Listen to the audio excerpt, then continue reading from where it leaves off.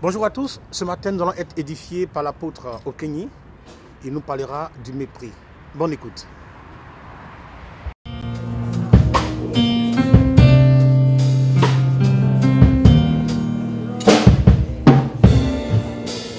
Le Saint-Esprit est là, le Saint-Esprit est là, la mort a disparu, Dieu donne le salut, et sur le monde entier, le grand jour s'est levé.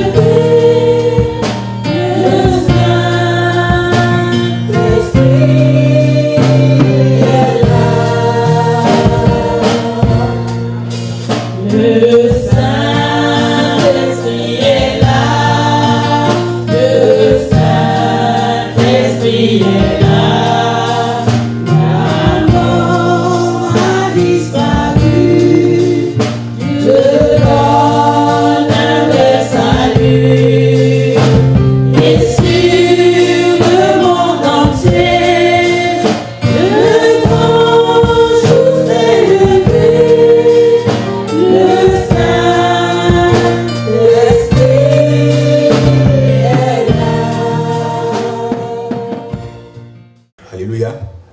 Vous êtes dans la maison de votre Père. Nous nous retrouvons les dimanches ici, à partir de 10h pour des moments de partage. Et nous vous invitons à participer chaque dimanche à ces rencontres. Ça vous fera beaucoup de bien. Alléluia. Je voudrais, pour notre rencontre de ce dimanche, revenir sur souvent des choses que j'ai l'habitude de dire par rapport à notre marche chrétienne. Oui, la vie chrétienne, ça se vit. Alléluia. Et devenir être chrétien, c'est une vie, c'est un comportement. C'est un comportement. Et c'est d'ailleurs le thème des études bibliques que nous voyons tous les mercredis. La série que nous voyons depuis plus d'un mois, c'est la conduite normale d'un chrétien. Lorsque on s'est donné au Seigneur, lorsqu'on a accepté le Seigneur, on a cru au Seigneur et qu'on a reçu le salut. On a reçu le salut. Et qu'est-ce qu'il nous reste à faire? Qu'est-ce qu'il nous reste à faire pour atteindre le but dans cette marche? Qu'est-ce que nous sommes appelés à faire? Et c'est pourquoi ce matin, je voudrais parler d'un élément important, voyez. Et donc le thème, c'est le mépris. On va parler du mépris. Voilà, on ne parle pas souvent de ces choses, mais c'est très important dans la marche. Le mépris.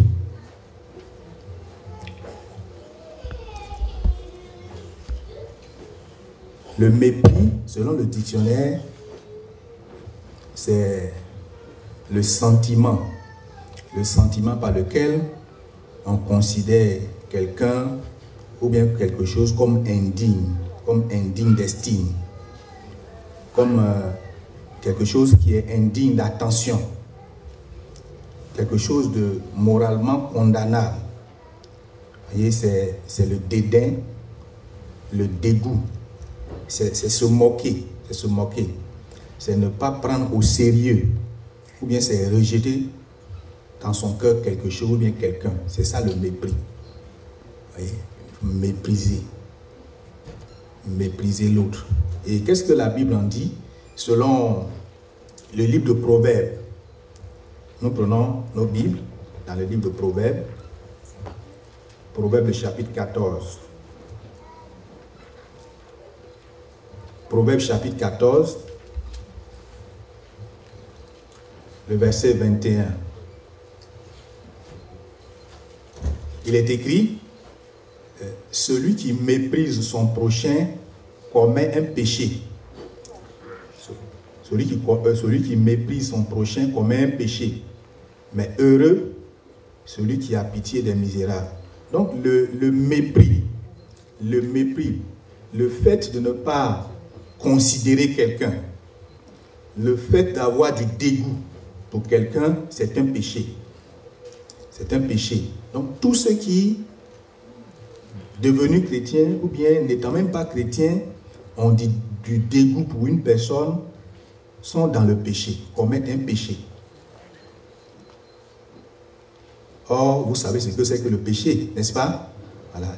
Le péché, voyez, c'est un obstacle. C'est un obstacle à la bénédiction.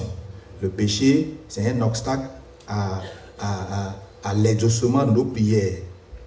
Celui qui commet un péché devient ennemi de Dieu. Celui qui commet le péché devient ennemi de Dieu. Il y a toujours dans le livre de Proverbes un autre texte, Proverbes chapitre 11. Proverbes chapitre 11, le verset 12.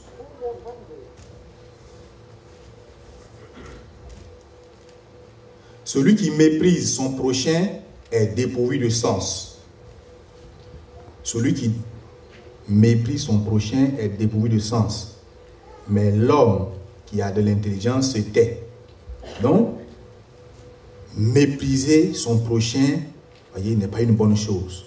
C'est qu'il a perdu la raison. Quelqu'un qui méprise son prochain, c'est qu'il est dépourvu de sens. Il a perdu la raison. Voyez, mépriser quelqu'un, c'est commettre un péché. En Jean chapitre 1, Jean chapitre 1, Jean chapitre 1,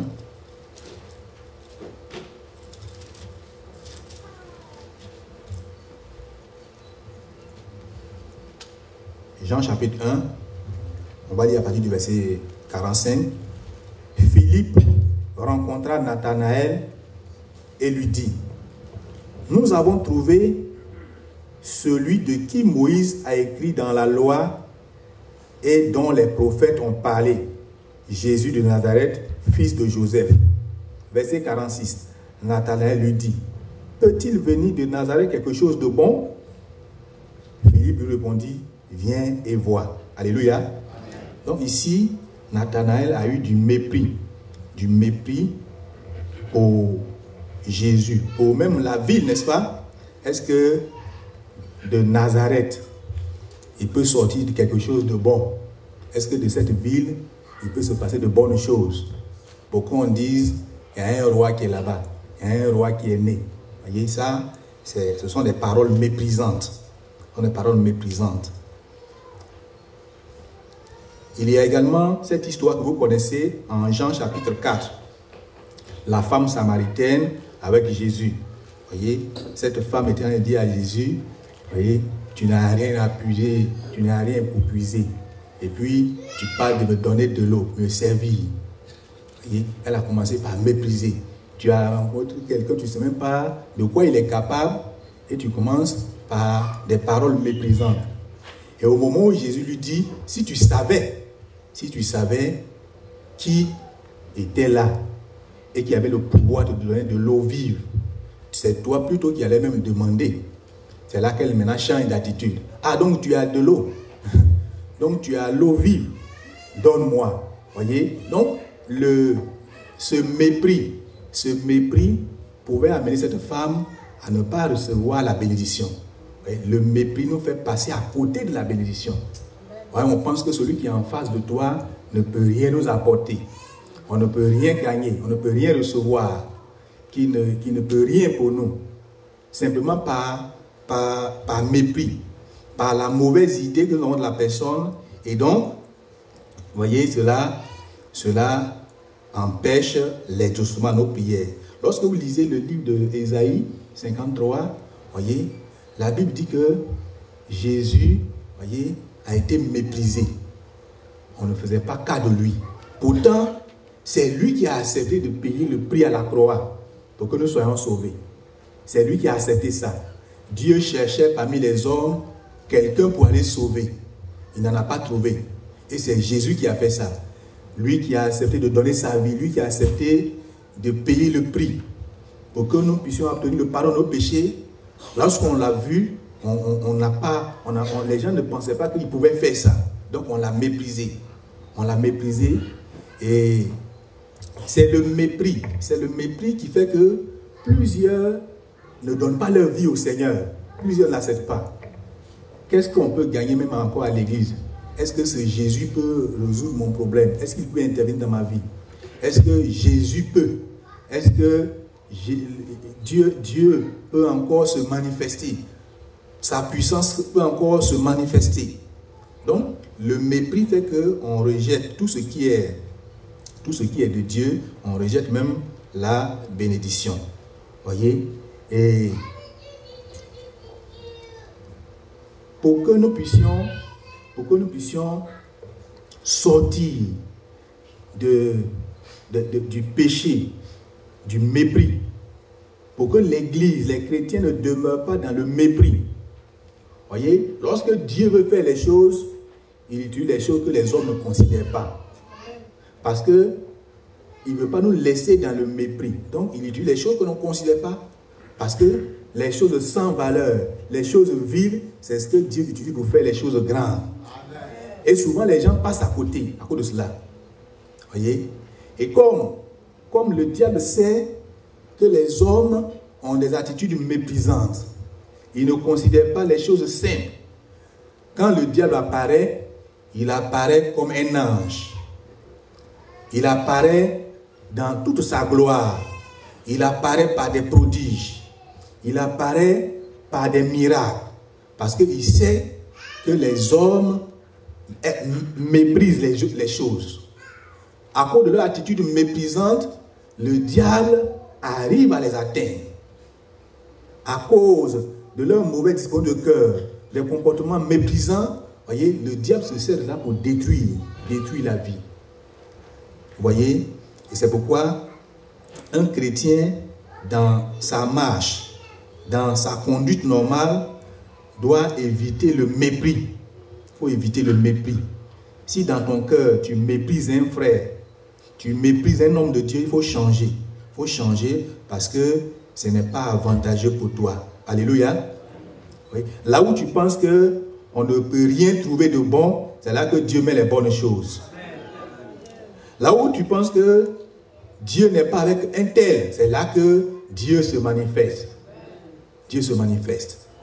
Dieu, il regarde au cœur. Il regarde au cœur. Il regarde la disposition du cœur. Voyez? Et beaucoup de nos prières ne sont pas exaucées à cause du mépris. À cause simplement du mépris. Parce qu'on pense que peut-être que le frère Valentin, sa prière ne peut pas me guérir. Voyez, la prière du frère Yapi, ce n'est pas une bonne prière, il n'y a rien dedans. Il faut la prière d'un prophète. La prière d'un prophète. Et comme tu fais ce calcul, tu fais ce raisonnement, tu agis avec mépris, quand tu vas chez le prophète, tu ne gagnes rien. Parce que tu veux donner la gloire à un homme. Tu veux attribuer cette gloire à un homme. Et comme tu vas, tu penses que c'est celui qui crache du feu qui peut répondre. Comme tu veux donner la gloire à un homme, Dieu te laisse. Et beaucoup de nos prières ne sont pas exaucées à cause du mépris. À cause du mépris. Et ça, c'est pas bon. Tu veux être exaucé, mais en même temps, le mépris qui est en toi fait que tu cherches des détours, tu cherches d'autres personnes. Tu cherches un ange qui va descendre du ciel pour que tu acceptes sa prière. Vous voyez? Il y a beaucoup de nos chrétiens qui agissent avec mépris. Mépris. Ils ont des problèmes.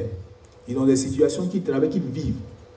Ils ne vont pas le dire. Mais par mépris, il attend l'arrivée du pasteur Dion. N'est-ce pas? Alors, il attend le pasteur Dion. C'est le grand pasteur. C'est lui qui a une bonne dose du Saint-Esprit. Quand il arrive, il vient avec toute la puissance. Donc, tu traînes ton problème pendant 5 ans si tu attends son voyage prochain. Et quand il vient, les gens sont alignés. Par mépris, les gens sont alignés. C'est le mépris qui fait ça, n'est-ce pas? C'est le mépris qui fait ça. Parce qu'on pense que pasteur Okenyi, sa prière là, ça ne peut pas guérir quelqu'un. C'est la prière de pasteur Dieu qui guérit. Le mépris fait que tu vas rester dans ton mal. Et quand il va venir, comme c'est comme ça tu raisonnes, tu ne vas rien avoir. Je ne dis pas que sa prière ne guérit pas. Allez lui dire ça. Alléluia. Je ne dis pas que quand il vient prier pour vous, ça ne va pas marcher. Mais l'idée que tu as là, tu penses que celui qui est devant toi là, il ne peut rien t'apporter. Et sa prière là, Dieu n'entend pas ça. C'est un mépris. Ce mépris là va faire que quand tu vas aller le voir, ça ne va rien donner. Parce que tu peux donner la gloire à un homme. Alléluia. Le mépris fait que souvent, quand le pasteur n'est pas, il y a des gens qui ne viennent pas au culte, n'est-ce pas? C'est le mépris qui fait ça. Parce que le pasteur, il parle bien. Le jour où on a programmé quelqu'un d'autre, il dit non, ça, je ne peux pas aller. Qu'est-ce qu'on va apprendre de bon? Qu'est-ce qu'il va nous dire? Qu'est-ce qu'il connaît que moi, je ne connais pas? Et puis, il reste à la maison.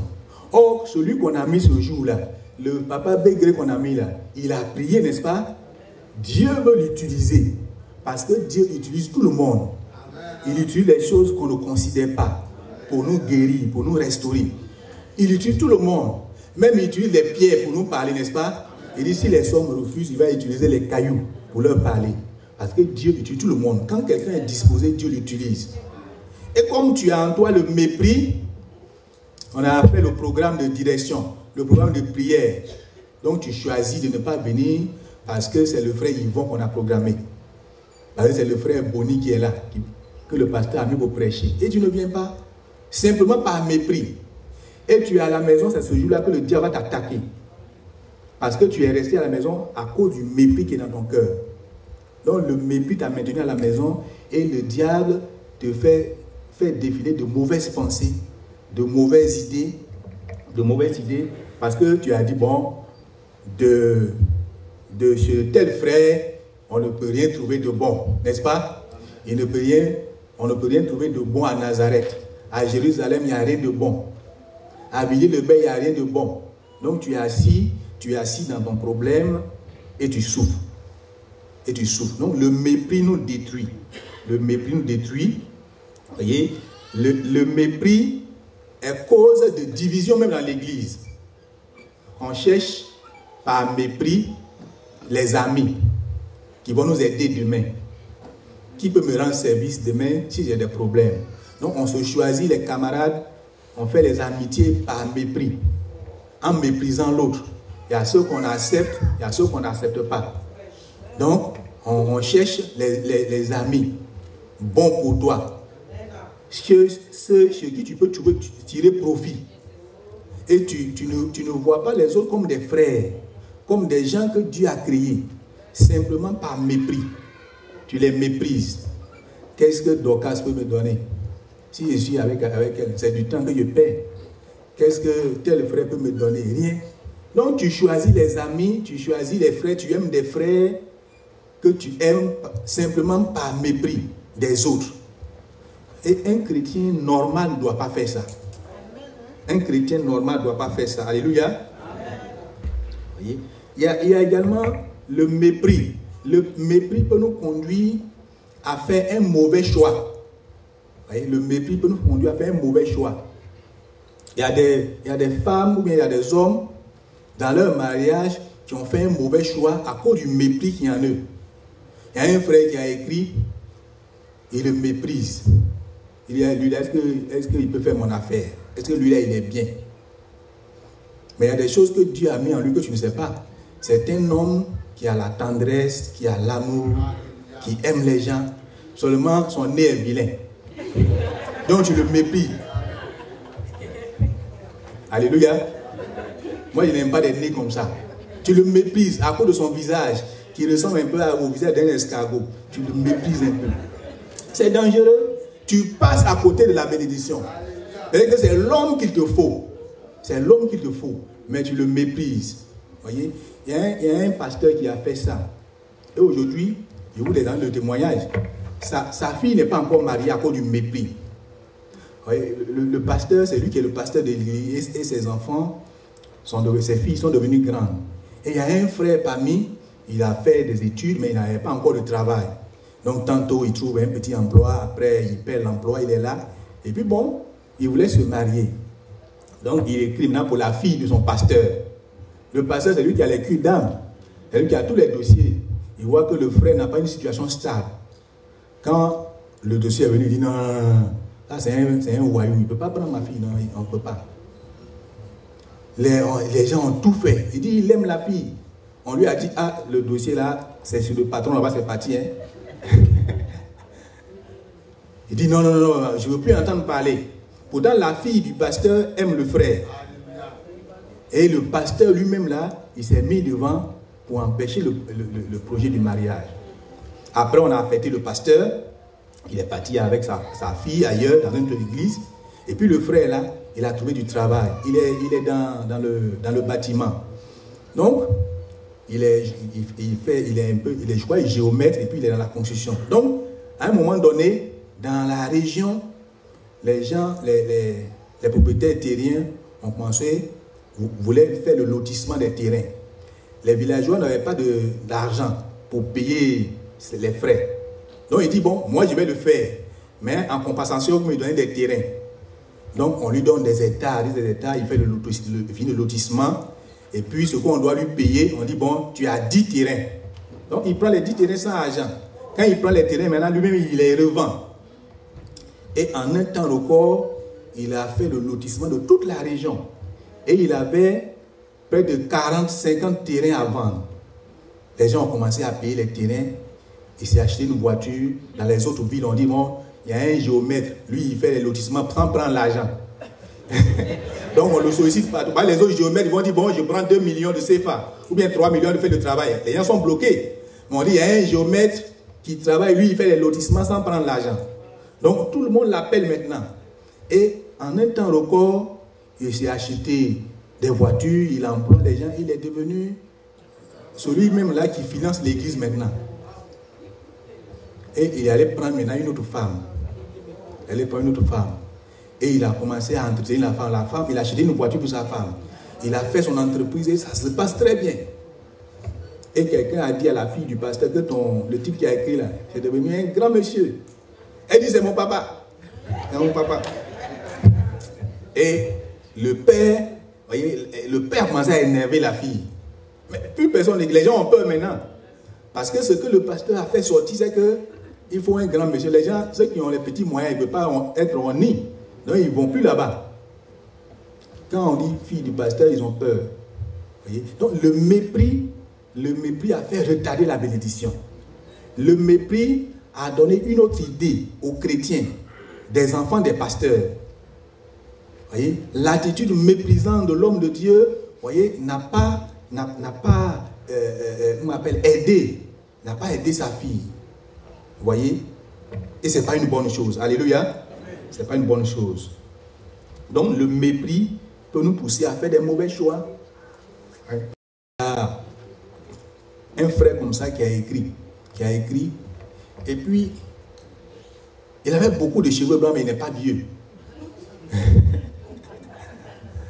Et la jeune fille a dit, ah, moi, je prends cheveux blancs. Non, moi, je ne connais pas cheveux blancs.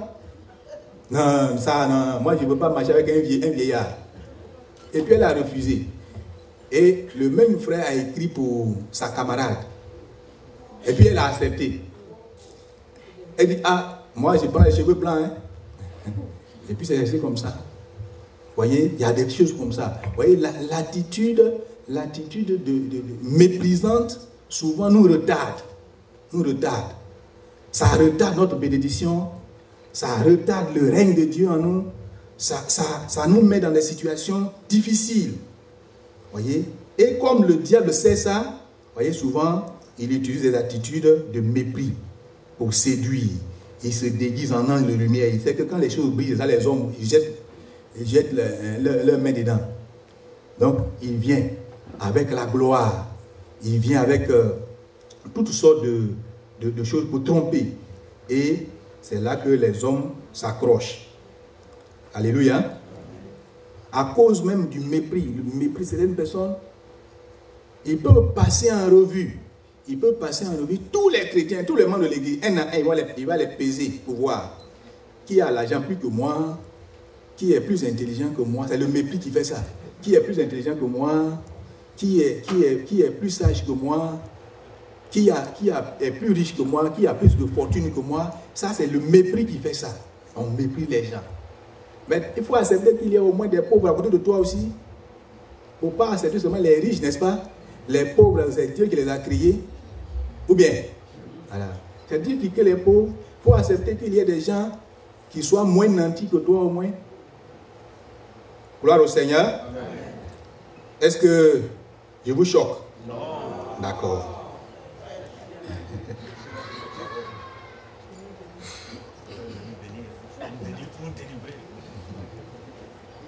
Donc, le mépris fait que souvent, c'est ça qui fait que souvent dans nos églises, tu vas voir que il y a,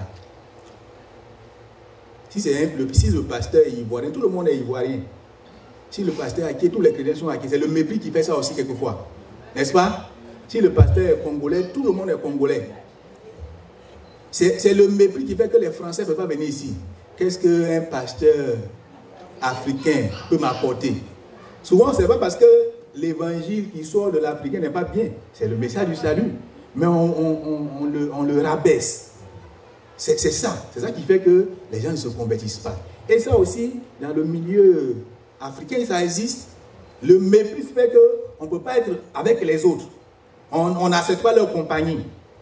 On ne peut pas accepter leur compagnie parce qu'il n'est pas de la même nationalité que moi. Il ne parle pas la même langue que moi.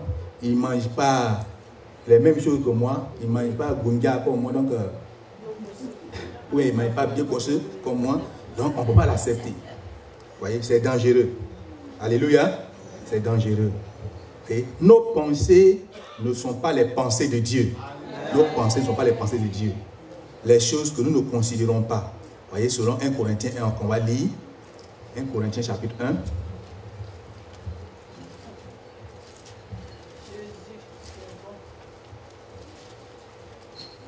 1 Corinthiens, chapitre 1, à partir du verset 26. Considérez, frères, que parmi vous qui avez été appelés, il n'y a ni beaucoup de sages selon la chair, ni beaucoup de puissants, ni beaucoup de nobles, mais Dieu a choisi les choses folles du monde pour confondre les sages. Dieu a choisi les choses faibles du monde pour confondre les fortes. Et Dieu a choisi les choses viles du monde et celles qu'on méprise, celles qui ne sont point, pour réduire au néant celles qui sont, afin que nulle chair ne se glorifie devant Dieu. Amen. Alléluia. Amen. Vous voyez, le mépris, derrière le mépris, c'est l'orgueil. Voilà, c'est l'orgueil. Et pour ne pas que les gens soient orgueilleux, Dieu les confond, Dieu les rabaisse. Dieu les confond en utilisant les choses viles, les choses qu'il ne considère pas. Vous voyez, quand quelqu'un a du mépris pour un autre, pour son frère, pour sa soeur, c'est de l'orgueil. Ça veut dire que tu t'opposes à Dieu. Tu t'opposes à Dieu. Et dans cette église, les choses doivent changer. Alléluia. On doit cesser le mépris. On doit cesser le mépris. Celui qui est dans le mépris, vous voyez, se fait ennemi de Dieu. Se fait ennemi de Dieu. La fascination pour les miracles occasionne le mépris. Le mépris de la raison, le mépris de la parole, le mépris de la doctrine, le mépris de la vérité. Vous voyez, comme on est toujours, nos cœurs sont toujours portés. Nous sommes tous les jours fascinés, intéressés par les choses qui brillent, par les prodiges, par les miracles. Ce mépris-là fait qu'on abandonne les choses simples. On abandonne la vraie parole du Seigneur. Là où on prêche la parole de Dieu à quelqu'un, simplement, il n'accepte plus ça à cause du mépris. Parce qu'on veut autre chose. Or, Dieu agit par sa parole. Dieu fait tout par sa parole. Il a créé tout ce qui existe par sa parole. Mais on laisse cette parole et puis on cherche autre chose. On cherche le miracle. On cherche autre chose. Et comme les hommes aiment ces choses, le diable leur sert ça suffisamment. Il leur donne ça suffisamment. Vous voyez, le mépris attire sur nous la malédiction. Le mépris nous oppose à Dieu et cela attire sur nous la malédiction. Il y a un test. Il y a un test dans 2 Rois qu'on va lire.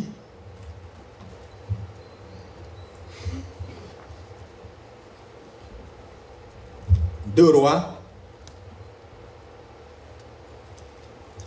le chapitre 2.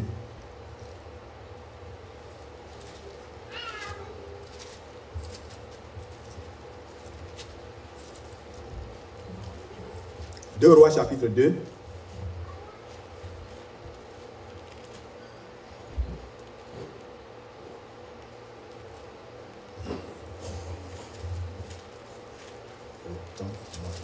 Je suis...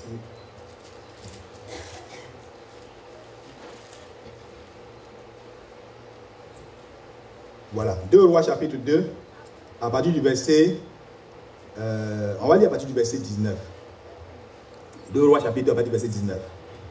Les gens de la ville dirent à Élisée, voici le séjour de la ville est bon, comme le voit mon Seigneur, mais les eaux sont mauvais et le pays est stérile. Et dit, apportez-moi un plat neuf et mettez-y du sel. Et il les lui apportait. Il alla vers la source des eaux et il y jeta du sel et dit, ainsi parle l'Éternel. J'assainis ces eaux, il n'en proviendrait plus ni mort ni stérilité. Et les eaux furent assainies jusqu'à ce jour, selon la parole qu'Élisée avait prononcée. Il monta de là à Béthel, et comme il cheminait à la montée, des petits garçons sortis de la ville et se moquaient de lui. Il lui dit, monte, chauve, monte, chauve.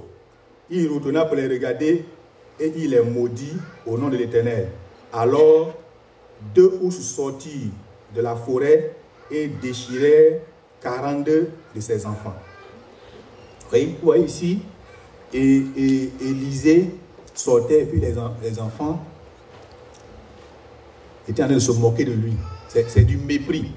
C'est du mépris. Hey, toi qui es chauve, la monte. C'est devenu leur chanson.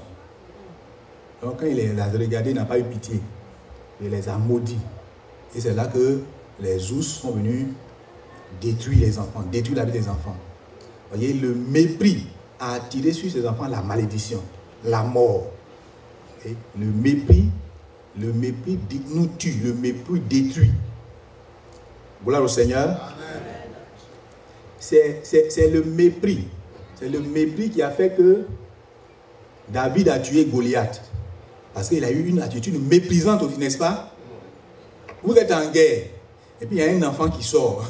Même si c'est un enfant qu'on a envoyé. C'est qu'il est fort, n'est-ce pas? Voilà. Même si c'est un enfant qui est apparu devant toi pour combattre. Il faut prendre les dispositions. Voilà. Donc comme David est venu, voyez, lisons ça, vous allez voir. Lisons ça dans 1 Samuel.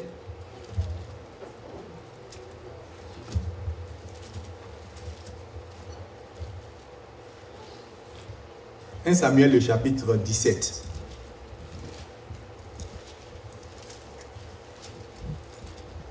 1 Samuel 17, verset 42.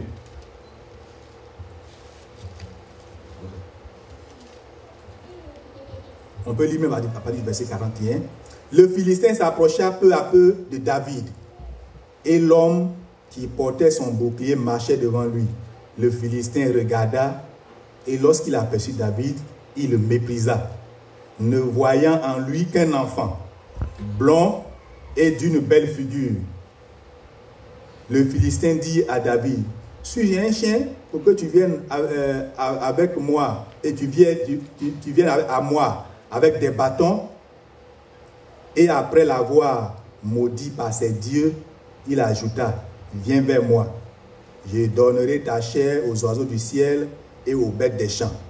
Donc, vous êtes en guerre, et puis il y a un enfant qui apparaît, même si c'est un enfant. Il ne faut pas avoir une attitude méprisante. Vous voyez, tu es quelque part, et puis il y a un jeune serpent là qui apparaît. Et c'est le venin du petit serpent. Et puis le venin d'un gros serpent, c'est pas la même chose. Voilà. Même si c'est un petit qui est là, il faut faire attention. Donc, il a eu une attitude méprisante. Et voilà, ça c'est un petit garçon très beau, blond, qui va venir se faire manger, qui va venir se faire tuer. Et il n'a pas fait cas de tout ce que le petit peut avoir comme potentialité. Le pouvoir qu'il a derrière ça, tout ça, il n'a même pas regardé à ça. Il a regardé un petit garçon qui est beau de figure. C'est tout ce qu'il a vu. Il n'a pas vu Dieu qui est derrière lui. Et il a même maudit. Voyez, il a méprisé. Il a méprisé. Voyez, c'est le mépris, ce mépris-là, qui a fait qu'il pensait qu'à la seconde, il allait tuer l'enfant et puis le jeter aux oiseaux. Sans avoir combattu, il avait déjà dit ce qu'il allait en faire de son corps. C'est le mépris qui fait ça. Et donc, à la fin, vous savez, n'est-ce pas? Voilà, c'est celui qu'on méprise que Dieu a utilisé. Alléluia. C'est David qu'on a méprisé, c'est lui que Dieu a utilisé. C'est en lui que Dieu s'est investi. Dieu n'a pas vu les grands, les autres grands chefs de guerre. Dieu n'a pas vu les autres qui étaient avec lui. Dieu n'a même pas vu les aînés de David. Voyez, il y a eu du mépris. Ses frères l'ont méprisé. La population l'a méprisé. Mais c'est de lui que Dieu s'est servi. Alléluia. Parce que quand quelqu'un est dans une bonne discipline de cœur, quel que soit son âge, Dieu l'utilise. Alléluia. Quel que soit son âge, Dieu l'utilise. Quel que soit son niveau d'instruction, quel que soit son niveau, son rang social, Dieu l'utilise. Alléluia. Et c'est ce qui s'est passé. Alléluia. Voilà. Il y a quelqu'un qui a écrit que le mépris outrage plus que la haine. Et que la haine le sait. Et le mépris, ça outrage plus que la haine. Quand quelqu'un te méprise, c'est beaucoup de choses à la fois. Ça veut dire que dans son esprit, il ne t'accepte pas, il te rejette. Il ne te considère même pas. C'est mieux que la haine, quoi. Et c'est plus que la haine, n'est-ce pas? Dans la haine, tu te rends compte que bon, il y a quelqu'un qui est là, quelquefois qui te marche dessus. Tu sais ça. Mais dans le mépris, tu peux ne pas savoir. Tu peux même jouer, tu peux même embrasser la personne, vous pouvez manger ensemble. Mais dans ton cœur là-bas, il t'a mis au dernier rang. Et il agit. Son comportement vis-à-vis de toi, c'est par mépris. C'est par mépris. Et on se fait beaucoup de tort, beaucoup de mal.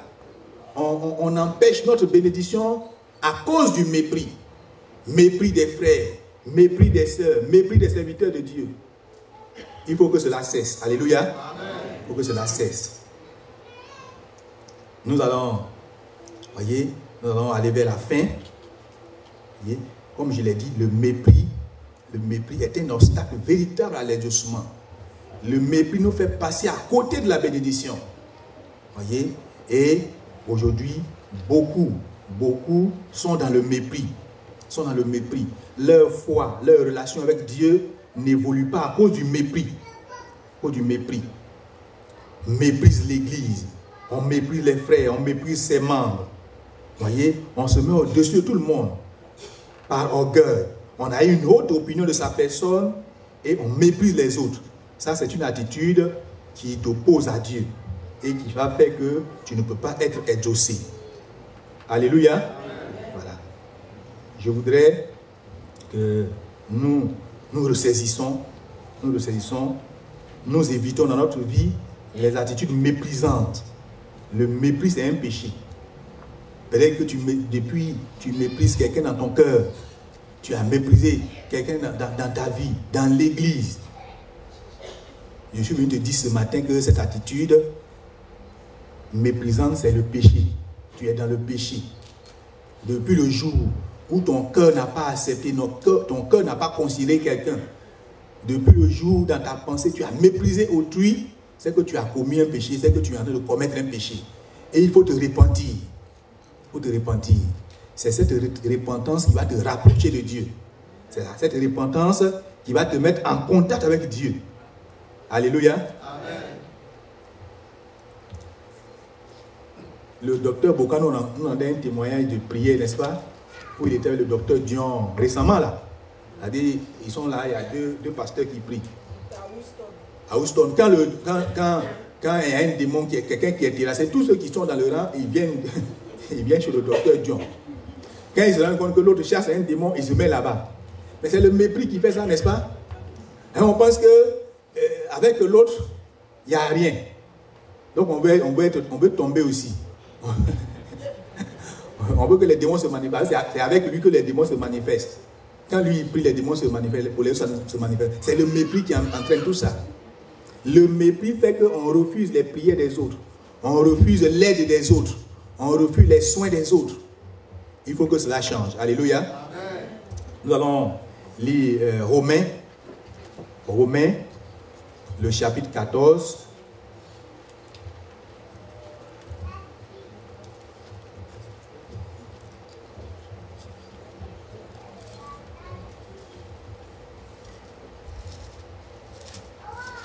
Romains 14.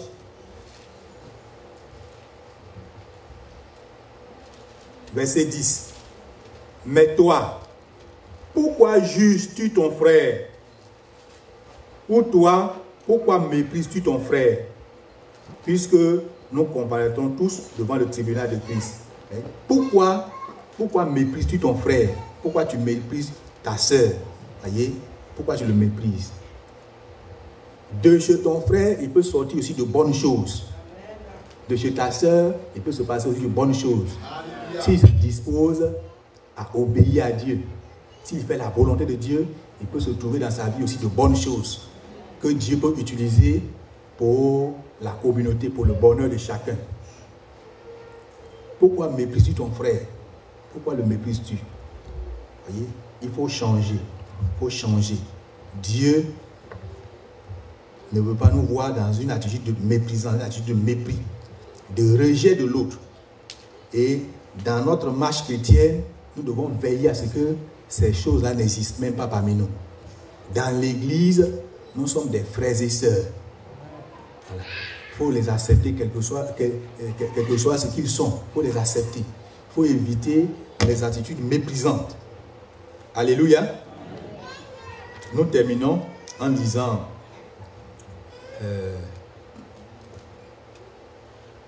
Ésaïe 53 que j'avais cité.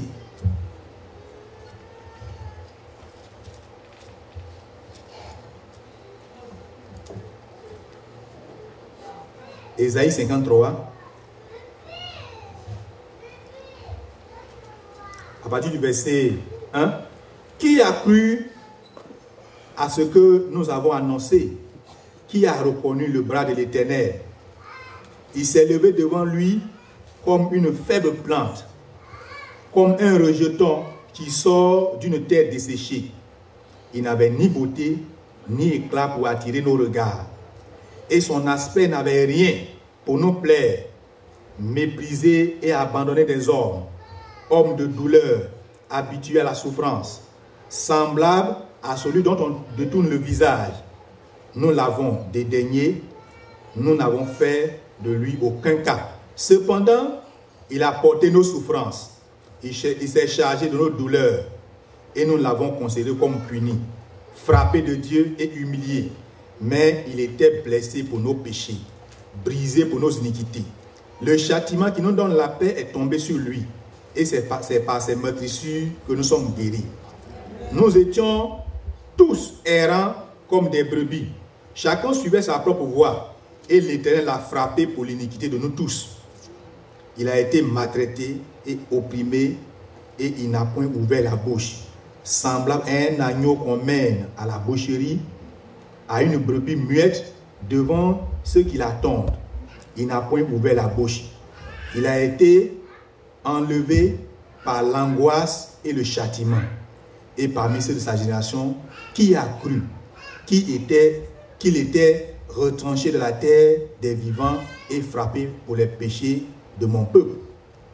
Donc on parle de là, de tout ce que le Seigneur Jésus a fait, mais qui n'a pas été reconnu par mépris. Voyez, par mépris. Voyez, par mépris, on se détruit. Alléluia. Par mépris, on se détruit. C'est pourquoi, peuple de Dieu, je voudrais que dans notre marche, dans nos rapports entre nous, cherchons à régler ces choses. Il faut que dans nos rapports entre nous, il n'y ait pas de mépris, il n'y ait pas de rejet, qu'il n'y ait pas de dégoût, qu'on ne condamne pas l'autre dans notre esprit et qu'on vienne jouer à l'hypocrisie. Comme si en réalité on l'aimait, comme si en réalité on l'acceptait. Vous voyez, le mépris, c'est le péché, le mépris, c'est l'orgueil. Le mépris nous oppose à Dieu et attire sur nous la malédiction. Le mépris est un obstacle à la bénédiction. Le mépris nous fait passer à côté de la bénédiction. Désormais, ne sois plus dans ces choses. Alléluia. Ne sois plus dans ces choses.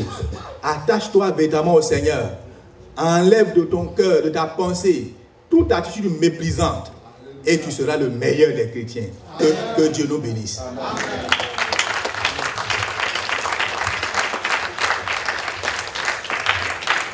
Nous allons prier le Seigneur.